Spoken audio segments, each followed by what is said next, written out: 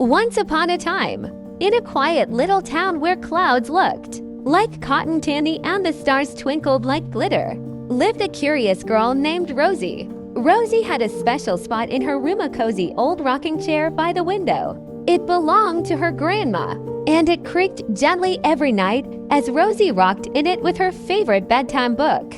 But one rainy evening, something very unusual happened. As Rosie rocked back and forth, the chair began to glow. A soft blue shimmer swirled around it.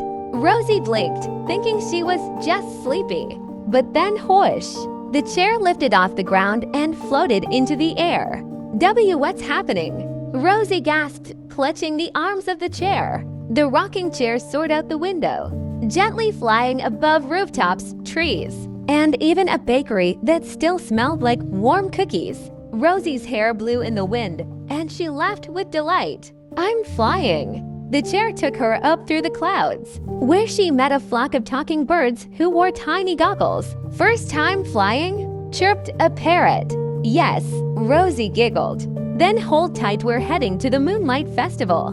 The birds led Rosie to a glowing cloud shaped like a castle.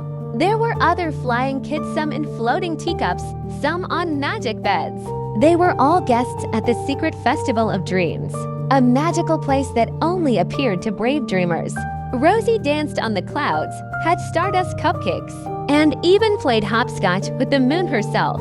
But soon, a star bell chimed. "Time to go," whispered the chair, rocking gently. As Rosie waved goodbye to her new friends, the chair gently floated her back through the night sky, through her window, and settled back in its usual spot with a soft creak. Rosie blinked and found herself in her room, just as the sun peeked through the curtains. Was it a dream? Maybe. But from that day on, every night, Rosie made sure to rock just a little longer, hoping the chair would fly again. And who knows, maybe tonight it will. The end. Don't forget to share and subscribe for more videos.